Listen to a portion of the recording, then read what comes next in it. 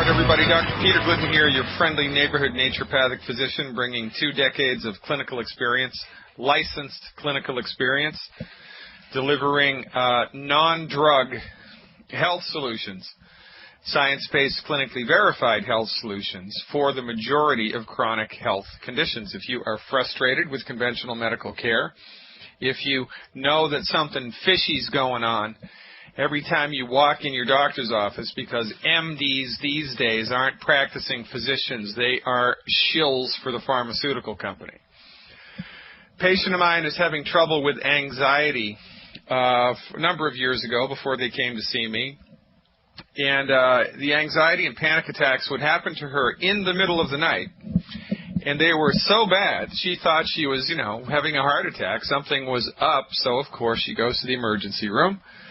Cost $1,000. Well, in her town, it cost $1,300 just to walk through the door of the emergency room. Thank God she wasn't transported in a hospital. And we're not dissing the hospital nurses, the ambulance nurses. One of my closest colleagues is an ambulance nurse and a veteran of the armed forces, Mark Denning. And it was his birthday yesterday, by the way. Mr. Denning, happy birthday to you. Mr. Denning is also known as the Commander, and you can find his input on our weekly webinars that you can access at fireyourmdnow.com or drglidden.com. They both go to the same place. But my point is, as she goes to the emergency room, she has anxiety and panic attacks, and what do they give her? Well, they do a cursory examination. They make sure she actually isn't having a heart attack, which was a good thing. But then they try to sell her beta blockers, prescription medications, and get her checked out for a pacemaker. And you've got to be kidding me. Meanwhile, she's lying there asking them to tell her what's causing the problem, and they can't. Their opinion is, oh, well, dear, you just need to take these medications, be quiet, and go home, because the doctor knows best. We're not concerned with what's causing the problem. It is not our job to discern the cause of the problem. It is our job to manage your symptoms with pharmaceutical medicines. MDs these days, with the exception of emergency room physicians and military field surgeons and surgeons who are not just in it for the money, MDs are little more than drug salesmen. They don't practice medicine. They're pitchmen for the pharmaceutical industry. You go to an MD. When was the last time you ever went to an MD and did not get a prescription medicine? It never happens. They assume that if it's bad enough for you to go to their office, then they're going to have to give you a prescription medicine. That is their scope of practice. And that's what we're used to here. And, meanwhile, she comes to see me after she's been shilled by these people for months. She's frustrated with everything. Gets on board with medical nutrition, gets on board with a good, healthy diet. And by the way, our conception of what's healthy and your conception of what's healthy are remarkably different. We are not advocates of whole wheat. We are not advocates of whole grain. Whole grains will kill you, quite frankly. We are not even advocates of olive oil. Olive oil is perhaps arguably one of the worst foods that anybody can take into their body, contrary to popular belief. But I digress. So she gets on board with the treatment program, and the anxiety and panic attacks disappear. They're gone. Okay, they're gone. Not bad for a naturopathic physician. Is that correct? Not bad at all for a naturopathic physician. Well, how does this happen? Because most of the time, anxiety and panic attacks, especially if they occur in the middle of the night, are the result of not enough calcium and not enough magnesium. That's the only thing that makes them happen. Your body has run out of the stuff that it needs to keep your central nervous system healthy and in tune. If your car runs out of oil, the engine starts making funny noises. For goodness sake, the engine will seize and catch on fire. If you don't have power steering fluid in the car, it's going to be hard to turn the wheel. If the air in the tire goes flat, the wheel doesn't go round and round anymore. You get a clue.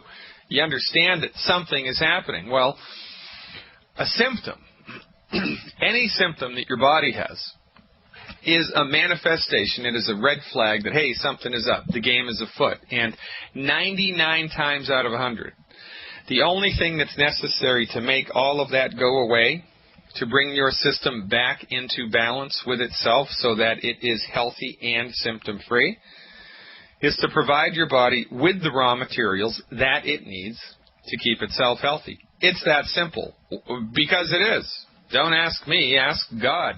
Healing is easy. Healing is not complicated. It's not even sophisticated. It's easy. Your body wants to heal itself. It just needs the stuff it needs to heal itself. Now, in the first segment today, I want to talk about poison ivy, because this is a sword that cuts both ways. And for a couple of months now, I have been disseminating for free my knowledge, and now it's time to give a little bit back to the doctor. I am one of these individuals who is extremely reactive to poison ivy, and it is not an allergy, by the way. It is a reaction. I do not even have to touch the plant in order for me to react to poison ivy. And I have tried every home remedy in the world, including jewel weed, including vinegar, including, the expensive salve that is supposed to degrade the urushiol oil that is supposedly the culprit. I don't think it's the oil that's the culprit in the poison ivy, and here is why. I was reading an old homeopathic text about poison ivy, because interestingly enough, poison ivy is a fundamentally primary homeopathic medicine, and I'll tell you about that in a minute. The homeopaths have a ton of historical experience, both with the plant, with the tincture of the plant and the plant itself, and the homeopathic preparation of the plant. And they did studies years ago where they would take poison oak, poison sumac, and different species of poison ivy, put them in bell jars, and apparently during nighttime, the plant, whether it's poison oak, poison sumac, or poison ivy, gives off a gas. And if you collect that gas in the bell jar and then stick your hand in the jar where the gas is, not where the plant is, in the jar where the gas is, the gas will create a poison ivy, poison oak, poison sumac eruption in people who are sensitive to it. And there are some people that are so sensitive to it that if they're downwind of a big batch of poison ivy, they're going to react to it. And poison ivy, interestingly enough, is much, much more reactive, is much, much more toxic, so to speak, is more likely to create an eruption and a negative reaction in those who are susceptible to it in the evening, in the dark. And if you'll notice, poison ivy grows in dark areas in the woods. It always grows in the shade. It always grows underneath a log or right next to a log or in a little thicket where there's not a whole lot of light. It's very interesting. And the action of poison ivy is increased at night. The negative action of poison ivy is increased at night. Now, I know it's not the oil that does it, or that's not the main culprit, because I can stand next to a poison ivy plant and start to react to it. I'm not touching it at all. And believe me, I have experimented with this. I get poison ivy. I am the poster child for poison ivy. So if anybody out there in the listening audience has a clue about effective home remedies for poison ivy, and I'm not talking anecdotal, I am only interested in the stuff that you have seen work on your own body with poison ivy, call up this radio show and let's talk about it, because I need some feedback. I have been on a quest for 30 years to try to dial in an effective treatment for poison ivy reaction. Poison oak or poison sumac, they're all similar plant species. Okay, so if you have a clue about this, call me up and let's talk about it. The number here, of course, 866-582-9933. That's toll-free from anywhere in the U.S., 866-582-9933. Now, one last thing about poison ivy, which I find fascinating. And what's even more fascinating is that the MDs do not know this, and furthermore, not only do they not know this, but they poo-poo this. They look down their noses at it and believe that it is not true because it does not fit inside their little pea-brained box of how the world should work. What do you mean slaves are really people? Slaves aren't people. Slaves are animals. What do you mean children shouldn't be put to work for 70 hours a week? What do you mean women have the right to vote, right? When you have a dogmatic view of the world, it is hard to bust through that. And MDs have an extremely dogmatic view of the physical world that we live in.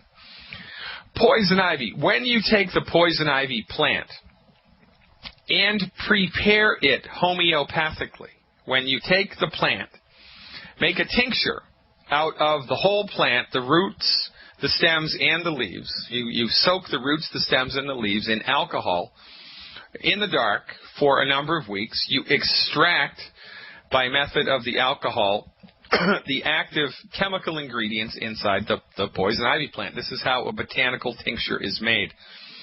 There are water extracts of plants. There are alcohol extracts of plants. Most botanical tinctures are made from an alcohol extract.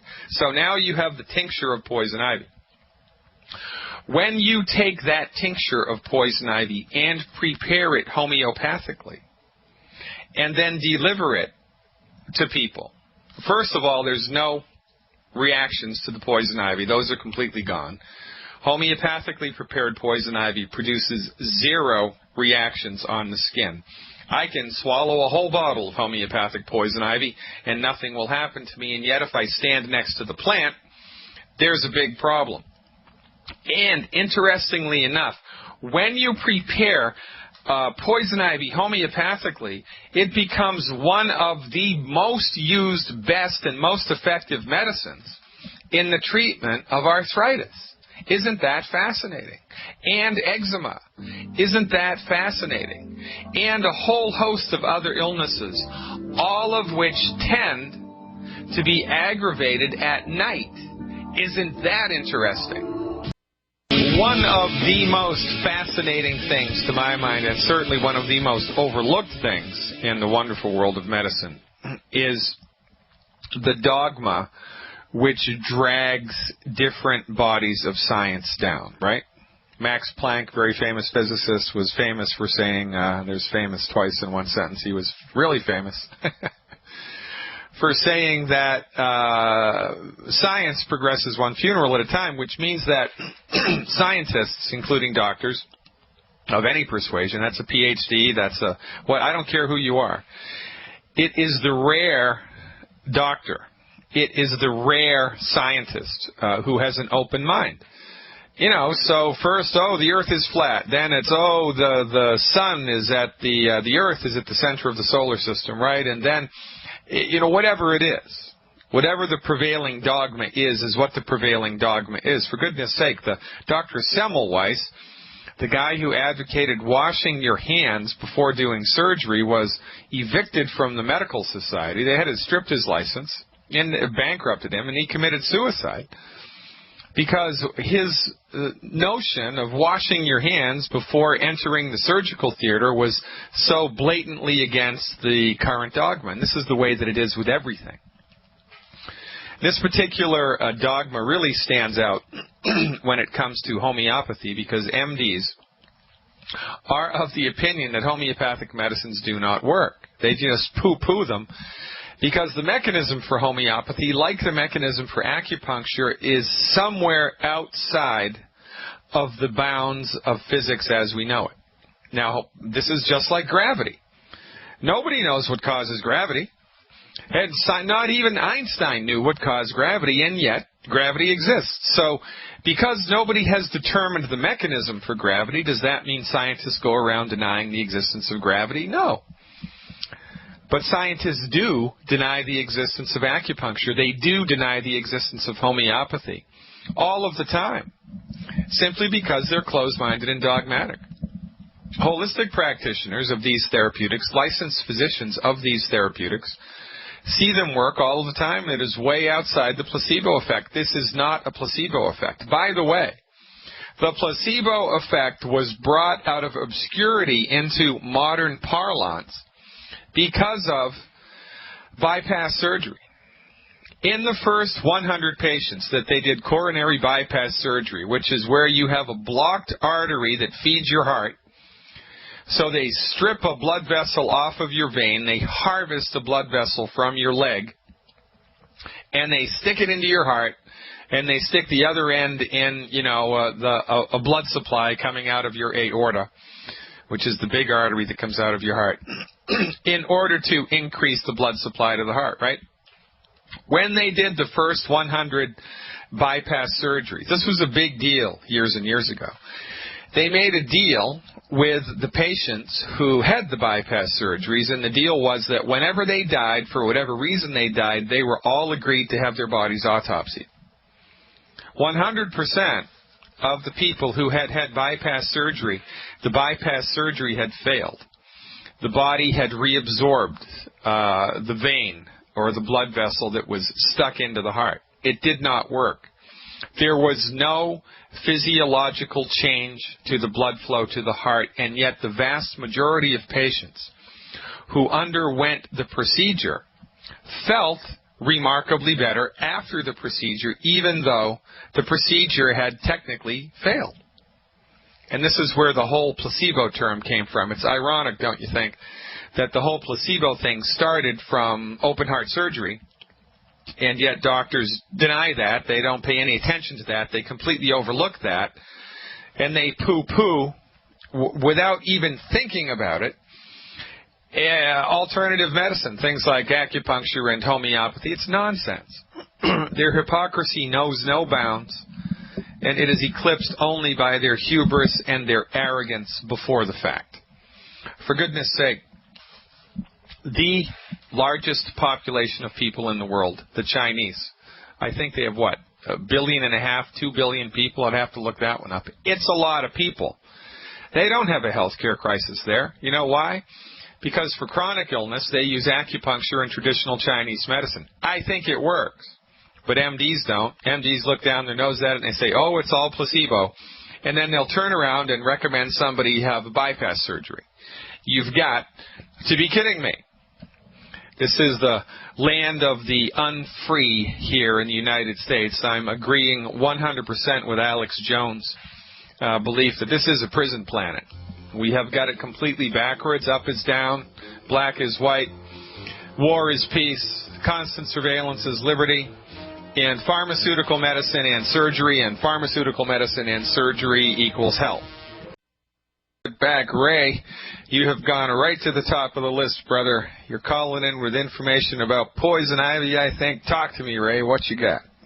Well, I never had it personally, but I had a friend, a year or two ago. She had terrible allergy to it, and she's a country person, and she has a horse and all that kind of stuff.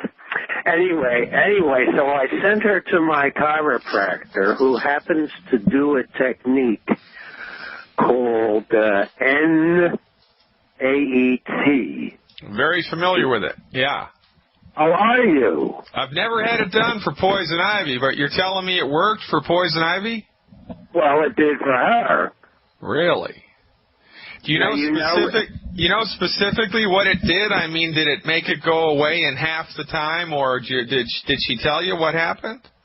Well, one treatment. I mean, I was seeing her like we were part of a meeting, and we would meet every week. And next week, the following week, she said it went away, and she one treatment. Usually it takes 3 treatments for something to work. Right, I get that. Yeah, I've seen patients with remarkable allergic, they've got big time bad long-standing allergies, right? And they have NAE treatments and it all goes away. I had never considered that relative to poison ivy because it's not an allergic thing. I mean, it's not, everybody says, oh, it's an allergic reaction, but it's not really an allergy, so to speak. That's fascinating, Ray. I'm going to have to check that out. I know someone in my local area who does NAET, so I appreciate the heads up. And I tell you what, if this works, I'm sending you a free book. So, yeah, keep listening, and I'm going to give you feedback about whether or not this works, because I am on a mission to figure this out. I appreciate your feedback. I appreciate your listening. Don't forget to tell all your friends and family about this radio show. We are trying to spread this message as quickly as we can. Let's go right back to the phones now. Thanks so much for calling, Ray. Bunny, you're up next. Bunny, you want to tweak your program, I think. Thanks for calling. You are live with Dr. Glidden. Hi. Thanks for taking my call today. I've been on the program, I guess, since May, and I'm just getting ready to reorder. I ordered extra, and I think I'm kind of missing something. I gave up gluten. I gave up oil. I'm following the good food, bad food, and it's only been a couple of months, but I'm thinking maybe I need to step it up. And there were some health issues that I've had for so long that I didn't think of them as health issues. So I want to... Yeah, that's always the way that it is, right? Yeah, you forget. Right. Yeah, I get it. Yeah. I have macular degeneration, and I lost the paperwork from my doctor, so I'm going to share it with you, but can't find it. And those little white spots on my skin that a caller asked you about 6 weeks ago, and no one has ever been able to answer that question for me. So I think I really need to up my ORAC, which I don't think I'm getting enough at all, and maybe try the HGH that you suggested for that lady. Well, specifically, all right, so let's take a step back here, right? Specifically, there's really great information about eye conditions, and if you go to drjwallach.com, drjwallach, WALLACH.com, you can purchase a video called Seeing is Believing. Seeing is Believing. And it is a testimony of a medical doctor who came to one of Dr. Wallach's lectures years ago. It's a giant lecture. There were like 500 people there. And Dr. Wallach was saying that he had success reversing macular degeneration clinically. And the doctor stood up in the back of the room and said, Wallach, you're a GD liar. He said it's impossible to reverse that stuff. You know, you should be ashamed of yourself. And Dr. Wallach said, I am not. I can prove it. And so the skeptical MD gave Dr. Wallach 10 of his patients who were legally blind. And they didn't just have macular degeneration. They had retinitis pigmentosa and glaucoma and all this other stuff, right? And all 10 of them recovered their vision, all 10. And they were legally blind when Dr. Wallach started working on them. All 10 recovered their vision. The skeptical MD was so repentant, imagine that, a repentant MD. We need to give that guy an award. He recorded an audio CD for Dr. Wallach. It's called Seeing is Believing. It's his testimony of remarkable turnarounds in people's eye health subsequent to medical nutrition. So, you know, get it and listen to it. It will inspire you to carry on, because the only thing that's necessary with medical nutrition is time. You need to be doing the right stuff in the right amounts, and we just need to let more time go by. But you're absolutely correct. When it comes to vision problems, especially macular degeneration, ORAC is everything. But there's something else to understand about eyes specifically. And this is interesting to talk about, because the animals in the animal kingdom, the animals with the most acute vision, like eagles and owls and wolves, right? Cheetahs, you know, animals that can see things at a distance very clearly. Those animals have the highest amounts of the mineral selenium in their eye. So selenium is a very important nutrient for eye health. And interestingly enough, your body makes its own antioxidant called glutathione. And glutathione, when glutathione encounters a free radical, and glutathione neutralizes the free radical, glutathione is destroyed. But when glutathione is in the presence of selenium, and then glutathione encounters a free radical and neutralizes it, the glutathione is recycled by the selenium. So the more selenium you have in your body, the more effective your own natural antioxidant glutathione is. And this is one of the reasons why selenium is such an unbelievable anti-cancer medicine, right? I mean, it's unbelievable.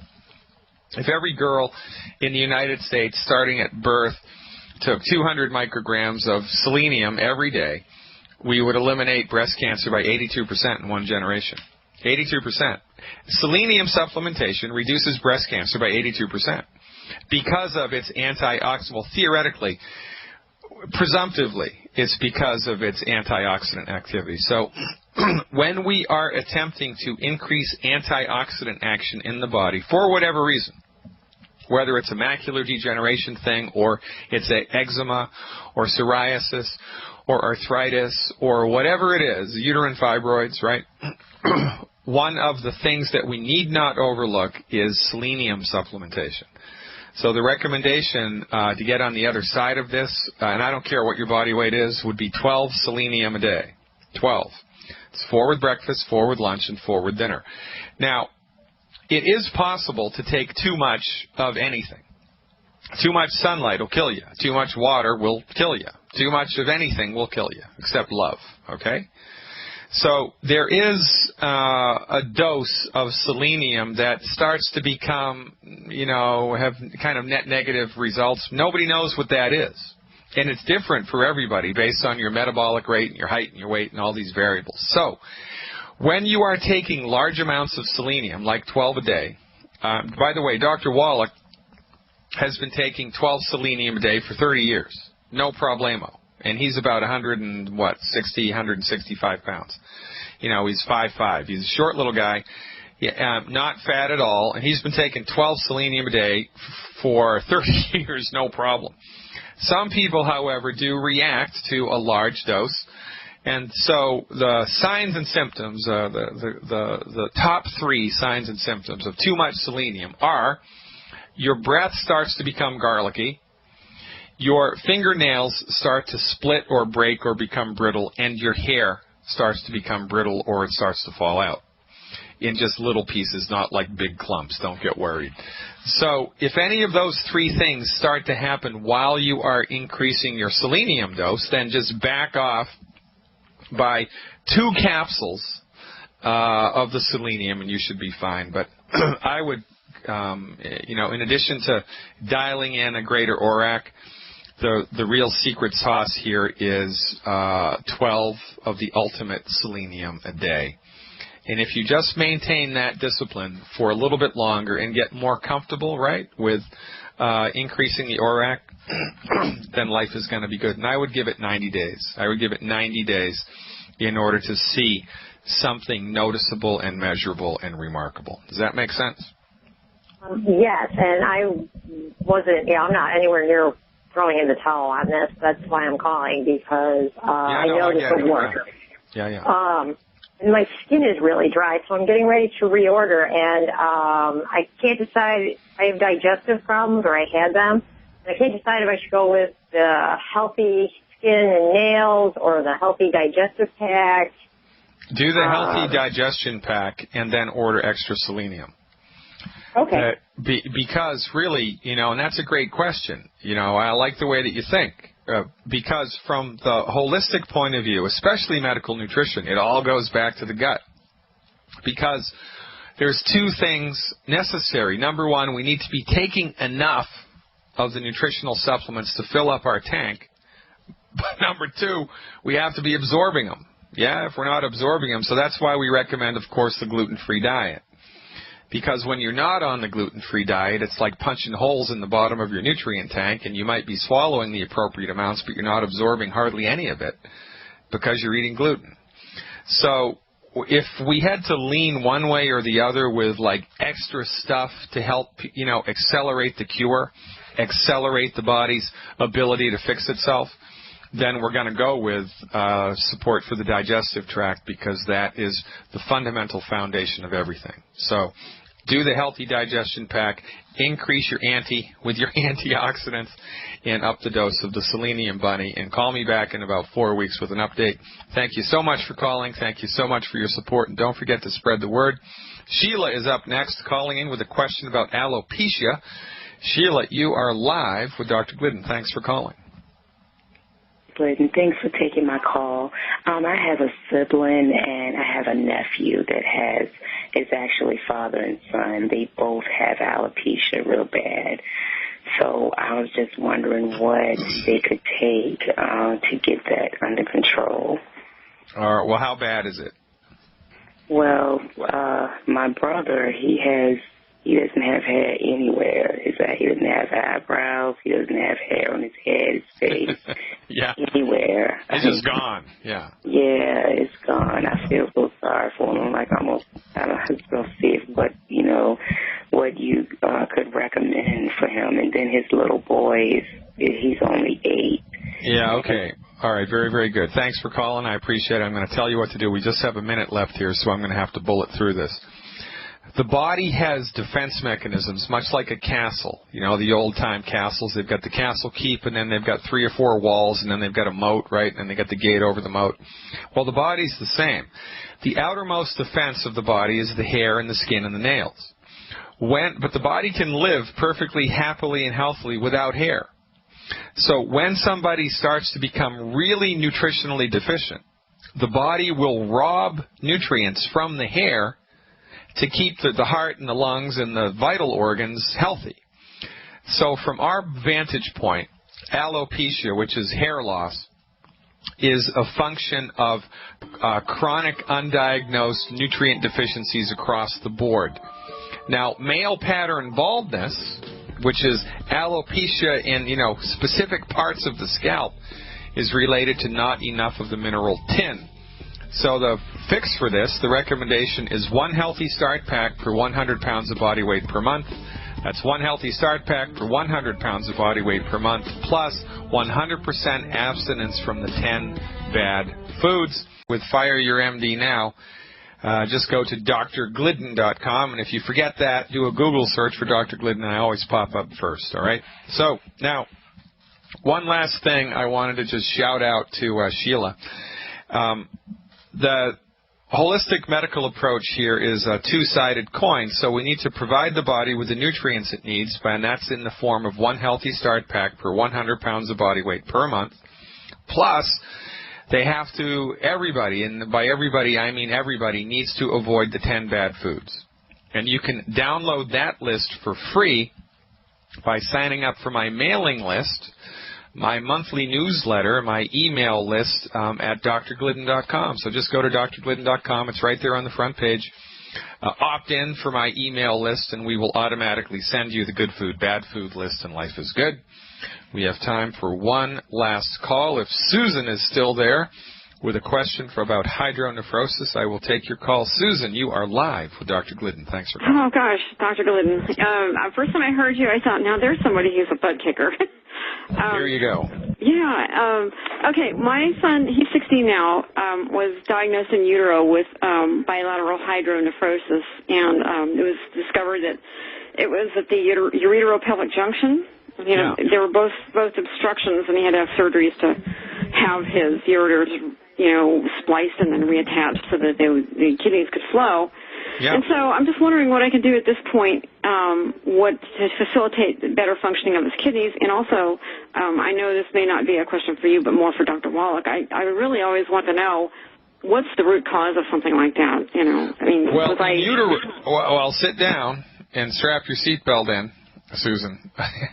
Anything that happens in utero, it's your pediatrician's fault, because in utero, it's caused by inappropriate natal nutrition.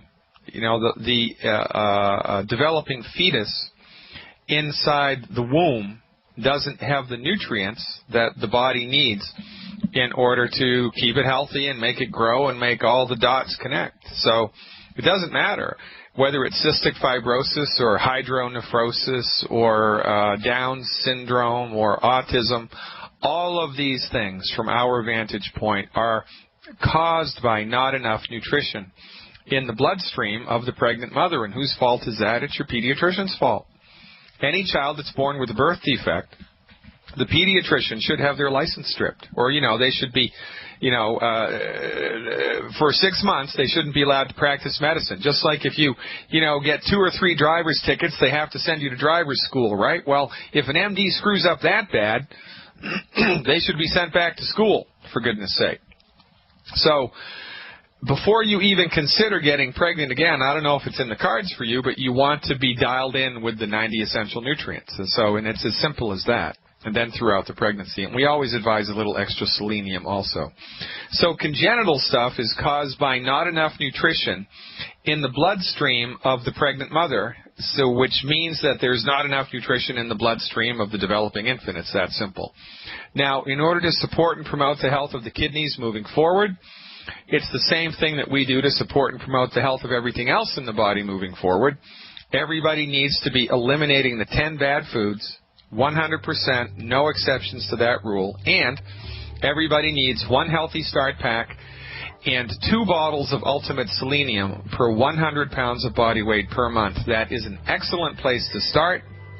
And then if you want to do extracurricular stuff on top of that, educate yourself about the antioxidant value of foods and shoot for 20,000 ORAC points of antioxidants every day. That'll keep you nice and healthy. By the way, I'm doing a webinar tonight on antioxidants. Check it out at drglidden.com. Ladies and gentlemen, I will see you tomorrow.